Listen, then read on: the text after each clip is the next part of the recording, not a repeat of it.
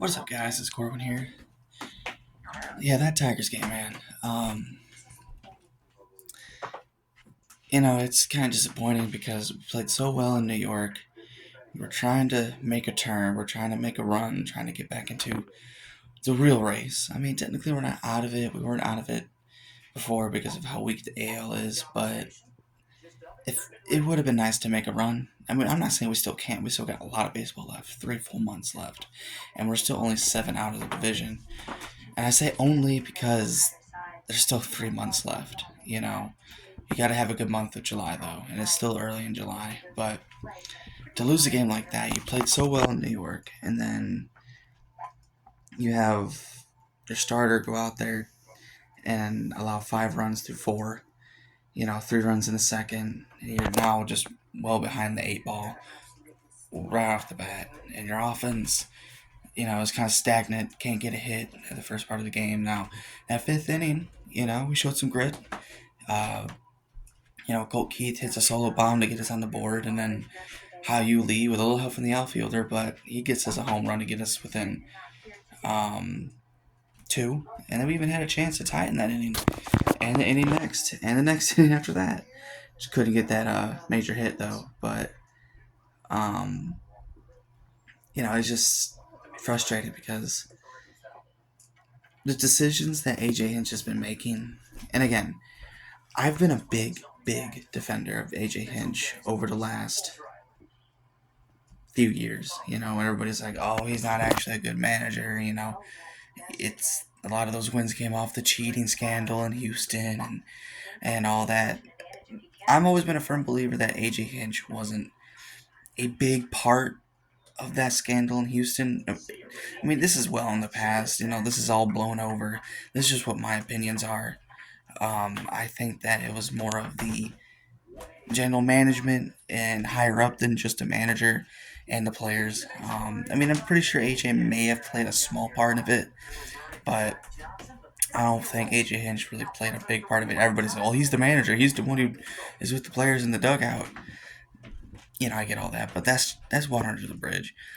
But just all the decisions he's making, putting this player in a situation, taking this player out, pinch hitting this guy, taking this pitcher out just to go to this pitcher. It's hard. It's every game. It seems like it gets harder and harder for me to defend this guy.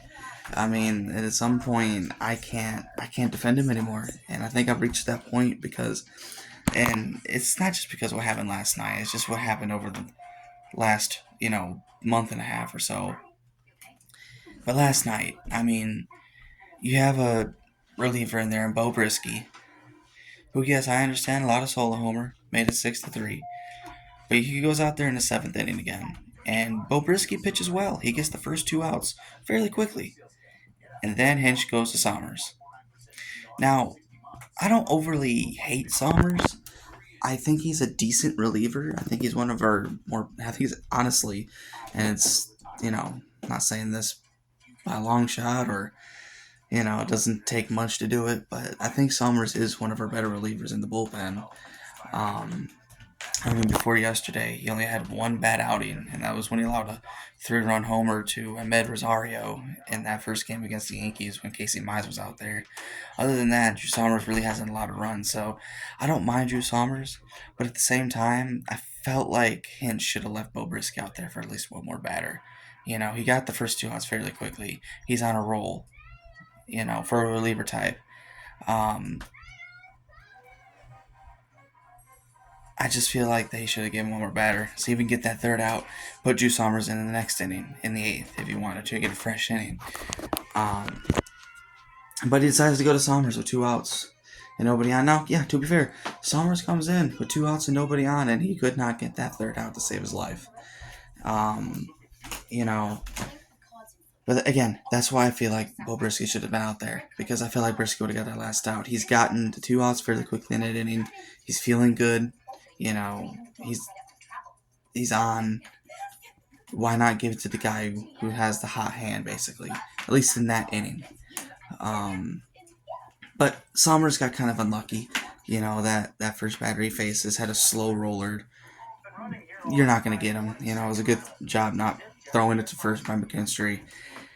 And then a couple batters later, just a slow roller for, again, out in the outfield. Defense couldn't get it, and he just couldn't get that last out. Um, and obviously, then it just seals the deal. But, you know, we're back to 12 under. And this is not a golf tournament, so being under is not good. Um,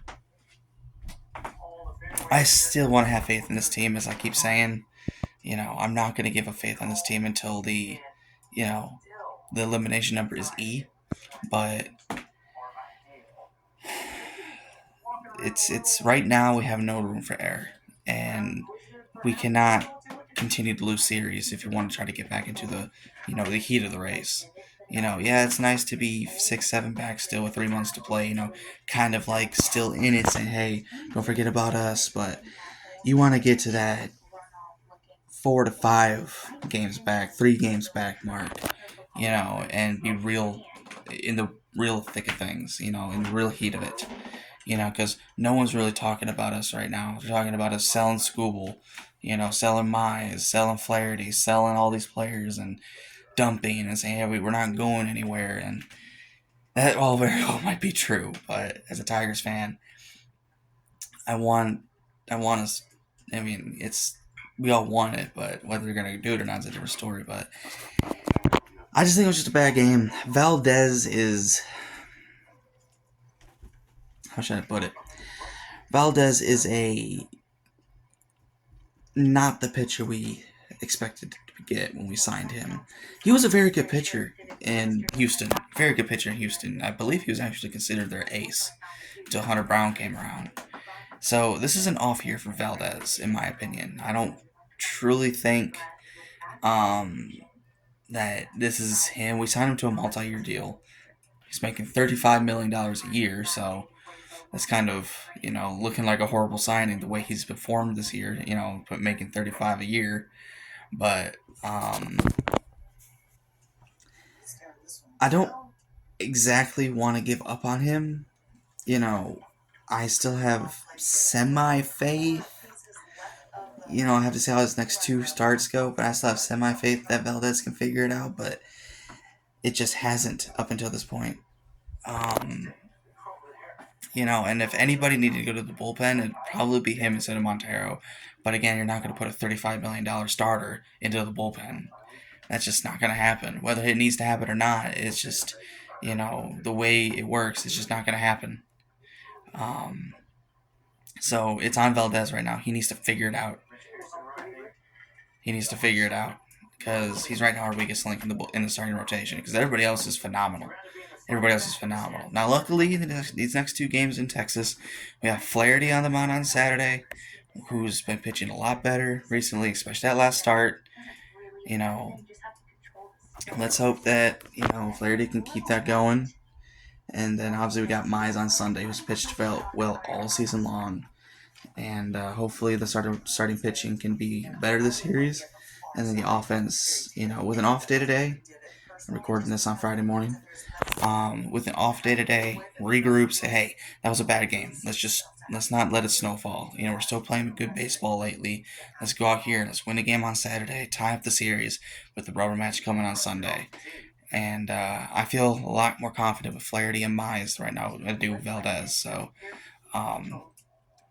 we need to continue to take series. So let's try to win Saturday. Sunday we take a series. We have another off day Monday, so Tigers can, say, hey, empty the tank, go all in the next 2 games. Another off day Monday, and then we got a last 6-game homestand for the All-Star break. So we got, if I counted correctly, we got 8 games left until the All-Star break. Let's see if we can go 6-2 in those next 8 games. You go 6-2, you'll be a good spot going to the All-Star break, feeling good about yourself. Come out in the All-Star break, and the teams you're facing after the All-Star break are not overly powered teams. Those teams are beatable. I'm not gonna say easily beatable because nothing's come easy to this Tigers team, but it's not like you're facing the Dodgers or the Brewers or the Braves. You're not facing these top tier teams. The only team that's really top tier after the All-Star break is the Cubs. But again, they've been so inconsistent this year. There's some weeks they look like the best team in the majors. Then there's some weeks they look like one of the worst teams in the majors, and they're very inconsistent. So I feel comfortable we can take two against the Cubs. And then we also play the Angels, which they're a mess. Um, we got the Royals for four. And we've had success against the Royals this year. We play the Orioles as well, the Baltimore Orioles, who also haven't been that good this year as well. Um, we play the Athletics again after the All Star break, which again, the Athletics, while they're playing good baseball, they're going to be a tough team to beat. Because again, nothing comes easy to this team, so every team we face, I feel like it's going to be tough to win a series because it's also baseball. You never know what's going to happen. But the Athletics, I feel like, are beatable. We play them two times this year. Once next week, and then once again towards the end of July. I'm probably missing another team we're facing, but I mean, it's not like, again, we're not facing all the top tier teams this month. So if there's ever a month for us to have a good month, go on a little bit of a roll, this is the month to do it. Because I feel like we're going to start playing more top tier teams in August and September. So, we got to take care of business in July. We have a really good July. Then it gets kind of interesting going into the August 3rd deadline. But either way, it was just a bad game yesterday. Hopefully the Tigers is just, hey, bad game. Let's forget about it. Let's get ready for Saturday, and let's get a bounce back win on Saturday. I'm really interested to see how our offense performs because I think our offense needs to come out just like it has been in New York. Start off early, jump on that starting pitcher early, and grab that quick lead, and then don't look back. All right, guys. Don't forget to like, subscribe. Let me know your comment section. Let me know what your thoughts are in the comment section below, and I'll see y'all on Saturday. All right, guys. Go Tigers.